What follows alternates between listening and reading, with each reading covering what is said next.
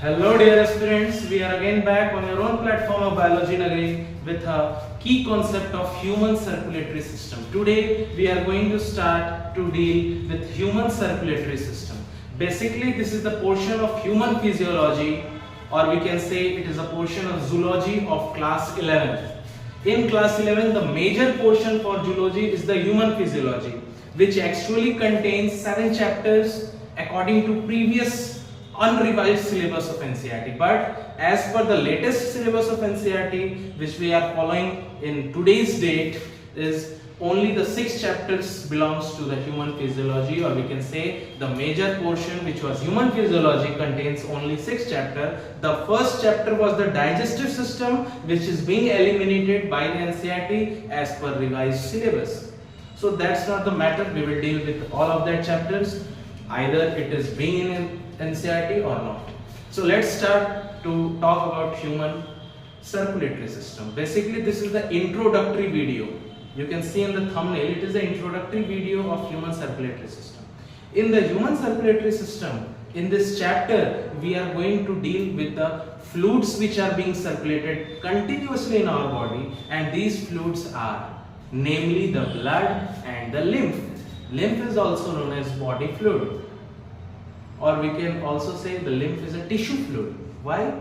Because lymph is being circulated within the interstitial space present in between the tissues, but blood is circulating in a major manner throughout the entire body. So basically this chapter deals with the fluid which is being continuously circulating in our body, which are namely the blood and the tissues.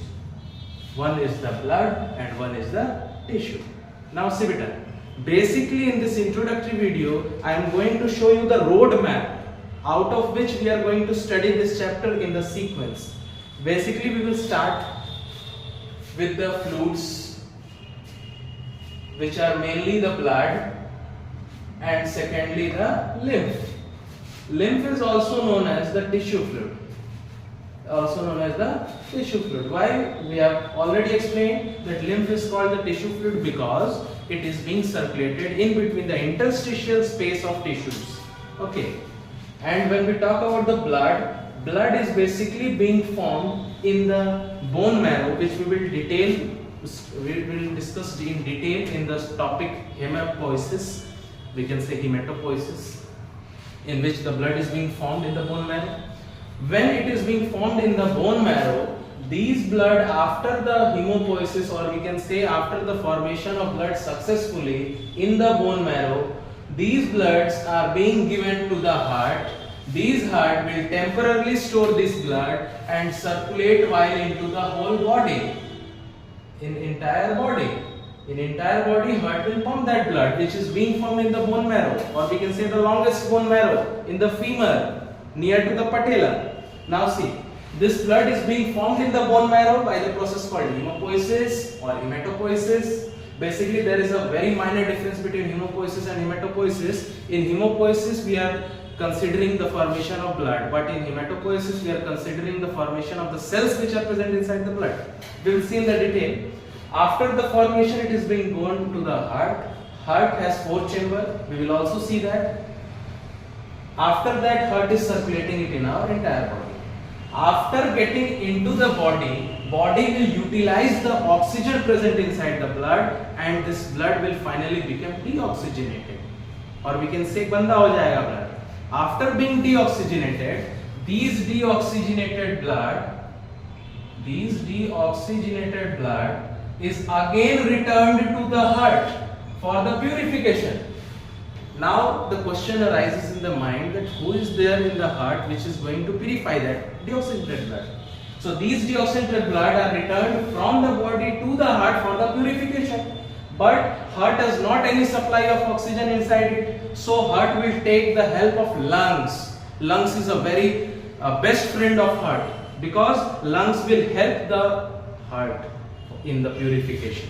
Now heart will send that deoxygenated blood to the lungs.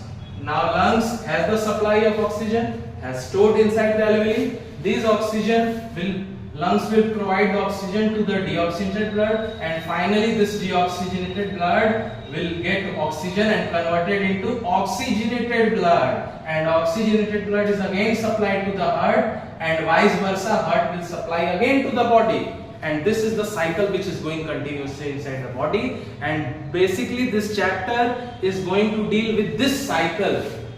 Main motto of this chapter is to deal with this cycle. Overall chapter is this cycle. Okay, now see, one questions come in our mind that once we are writing the deoxygenated blood and once we are writing the oxygenated blood, it means blood is also of two types in our body. We are going on a conclusion that blood is also of two types in our body. First one is the oxygenated blood. First one is the oxygenated blood, and second one is the deoxygenated blood. Second one is the deoxygenated. What is the difference between these two types of blood? Oxygenated blood contains the adequate amount of oxygen, बढ़िया मात्रा में है, and deoxygenated blood has the lack of oxygen level. Oxygen कम है.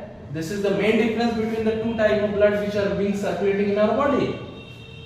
तो basically ये जो cycle चल रहा है ना, बोन मैरो से बनने से लेकर हार्ट को जाना, हार्ट बॉडी में सप्लाई करना, बॉडी गंदी ब्लड को वापस हार्ट को भेजेगी for the purification, heart lungs के मदद से उसको ऑक्सीजनेट करके वापस हार्ट के पास, हार्ट वापस बॉडी के पास, ये एक साइकिल सर्कुलेट होती है.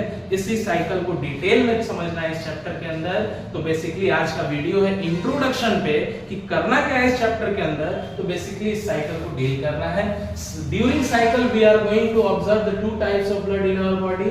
First one is the oxygenated blood, जिसमें ऑक्सीजन भरपूर मात्रा में है, in adequate amount, and second जहां पर कमी ऑक्सीजन की, तो उस ब्लड को deoxygenated blood कहा. तो अब सुनिए बेटा, तो बेसिकली बेटा the main content noted down is the blood. After that we are going to deal the lymph, which is also called the tissue fluid. Tissue fluid. Why tissue fluid? Because it is being circulated between the interstitial space of fluid, tissue. After that, the major circulatory organ or the main primary organ, which is, yes, the heart. Yes, we are going to detail study about the heart, and we will try to make a separate video for the only human heart. Okay.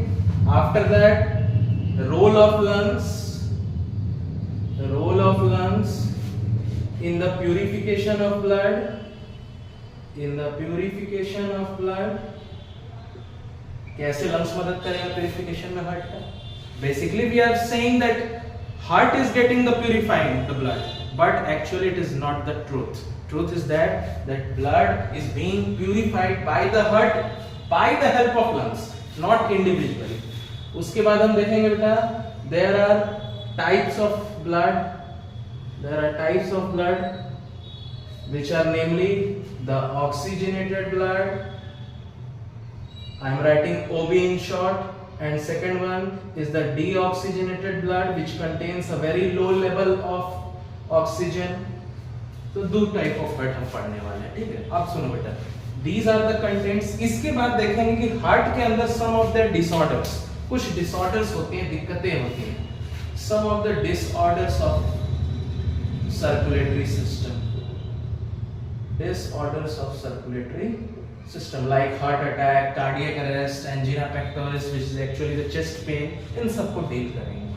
उसके बाद हम एक बहुत important topic पर आएंगे, which is ECG, electrocardiograph. electrocardiograph, जिसको ECG भी बोलते हैं बेटा शॉर्ट में. इसको समझेंगे कैसे ये मशीन काम करती है, क्या दिखाती है, सब. ठीक है. उसके बाद हम लोग आएंगे कार्डियक साइकिल पर. कार्डियक साइकिल ये मेजर कुछ है, इसके अंदर भी कुछ सब टॉपिक्स हैं, उसको हम डील करते हुए चलेंगे एकदम डेप्थ में. सो बेटा इंट्रोडक्शन में यही था, आपको बस ये रूबरू कराना था कि इस चैप्टर के अंदर क्या है, कैसे कैसे क्या पढ़ना है. अब हम चैप्टर पे एंटर करेंगे. In next video, thank you. Be continue on the channel.